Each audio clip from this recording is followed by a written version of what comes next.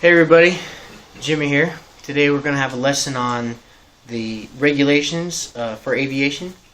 But I was doing some research today about different types of helicopters, and I found this really weird helicopter. It's called an Mi-12, also known as the V-2 or Homer. It's a Russian helicopter with only 2 prototypes ever built. What's interesting is that the wingspan or the blades of this helicopter were almost the size of a Boeing 747 wingspan. The cool thing about it is it established a world record by lifting a total of 88,636 pounds to almost 2,300 meters. That's almost 7,400 feet up in the air. They obviously don't fly anymore. They're huge, but if you ever want to see them, you can certainly go to Russia and look at them in a museum or something. Anyways, today's lesson tells us a little bit about how we can get our license and how we can actually lose our license as well. To give us a little bit of overview, there's several different ways that we can access the regulations for aviation. One of them is looking into one of the FAR-AIMs. There's a couple different books. The one I have here is the Jeppesen FAR-AIM, and then the FAA actually puts out their own FAR-AIM that you can use as well. It doesn't matter which one you use. They probably cost about the same. You still have to pay for them.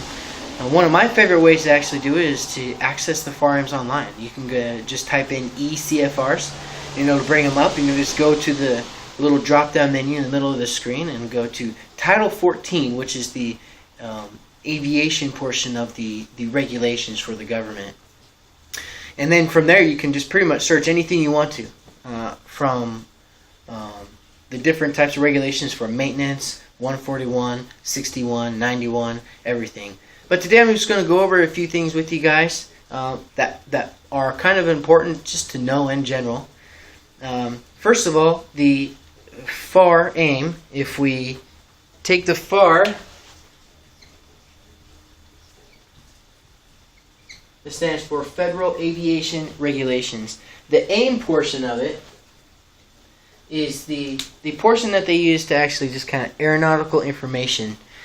It's very helpful, especially if you're just starting out to learn some of this stuff, and if you are getting into your instrument flying, it's more than helpful than a lot of some of the other books out there, especially if you can use it in conjunction with other books or your own research that you've done. It's got a lot of very good information in there. But part 1 of the FAR-AIM is definitions. There's a lot of definitions in there, and of course the entire book is full of legal jargon, and sometimes it's really helpful to sit down with other people and kind of discuss what things mean to you or what they might mean to somebody else. And as always, a lot of things are up for interpretation. The FAR-AIM or the government does try hard to make things understandable and as clear as possible, but there are times, as you will learn, that it's not always that easy to do. So part 1 of the FAR is definitions. It's got tons of different definitions in there. It'll tell us when sunset is and when sunrise is, and it just gives us a bunch of information. Part 43, which can be important to you as a pilot, is about maintenance. What a pilot can do, what a pilot can't do, what kind of preventive maintenance can be done, who needs to sign things off in a maintenance logbook, or if you can do it yourself, or if you need to call somebody to help you do it. Now, part 61 tells us how we can actually get our license.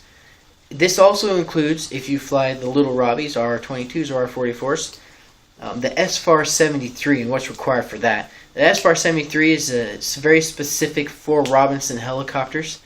There's a few extra things you have to do in there.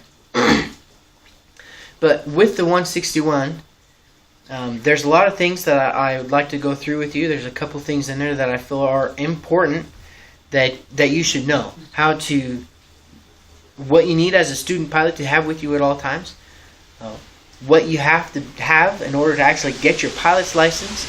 And what you need once you have your pilot's license, what you need to carry with you. And we'll go over those in just a minute. We have part 91, which a lot of people affectionately call it how to lose your license.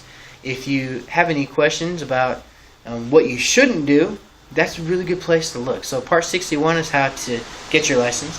Part 91 is how to lose your license. And we'll go over just a couple things on that as well. There is part 119, which is commercial operations. Part 121 and part 135 are also really big on the different types of operations that can happen. And then there's part 141, which that's really big on flight schools and what they actually have to do, as well as what the CFIs have to do as part of the flight school. And then there's Title 49, which is the NTSB. The NTSB is the portion that does investigations. If there's any problems with aircraft, they crash or something happens, those are the people that are going to inspect it.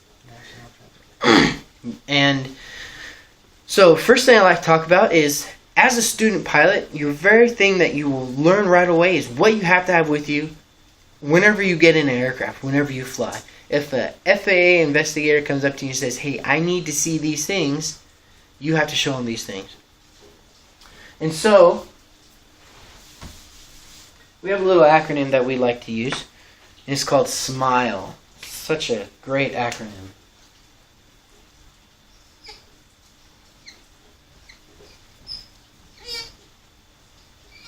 So, if you're a student pilot, and you're my student, and someone comes up to you and says, hey, what do you have to fly this helicopter today? And if you don't have it, well, you're going to be in trouble. But the first thing you have to have is your student pilot's license.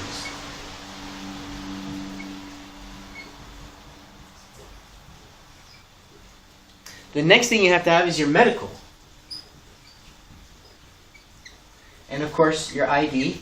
It doesn't do any good to say you are somebody if you can't prove you're that person. And then you always have to have your logbook with you, especially if you're a student pilot prior to getting your private pilot's license. And in that logbook, you have to have your endorsements. This is very important to know that you can actually, somebody asking you, that you can actually fly this aircraft if you have these things. It's very simple to remember. SMILE, student license, medical, ID, logbook, and endorsements. Now, once you have completed this stuff, there are some things that you need to have in order to actually get your pilot's license. There's a little acronym I like to use called 17 MEGAN, and it hits pretty good on what you have to have.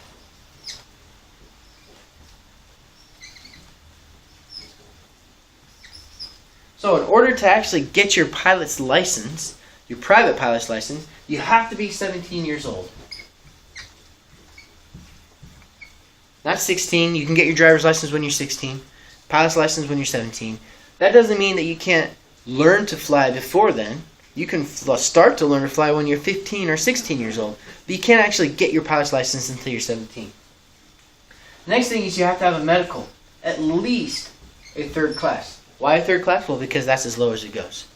So you can't get a fourth class. You can get a third class, a second class, if you like. The next thing is that you have to know English.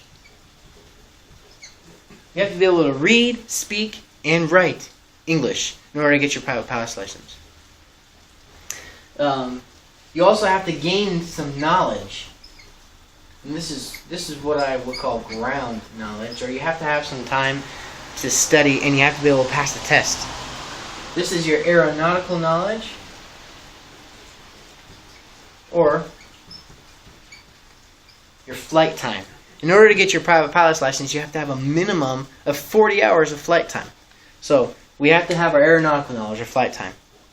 And finally, the N stands for knowledge test. This isn't just a written, this is the FAA written test and the FAA flight portion. So you have to be able to pass the written test, and you have to be able to take a test with an examiner, do an oral portion, and do the flight portion and pass it all. If you have all of these things, you're going to get your pilot's license. You'll be a private pilot. Now, the great thing about being a private pilot is that you get to be called a pilot in command. It sounds so cool to be a pilot in command, almost like a captain. And when you're a pilot in command, or a PIC, there are a few things that you have to have with you when you're a PIC. Doesn't matter. It doesn't matter who, what, or where. If anybody comes up to you, you have to have these things. And I like to use this. A PIC needs an MIP.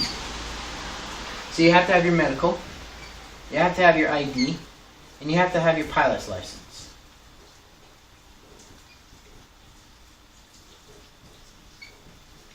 These are the things you have to have when you are a PIC. A PIC needs MIP, medical, ID, and pilot's license.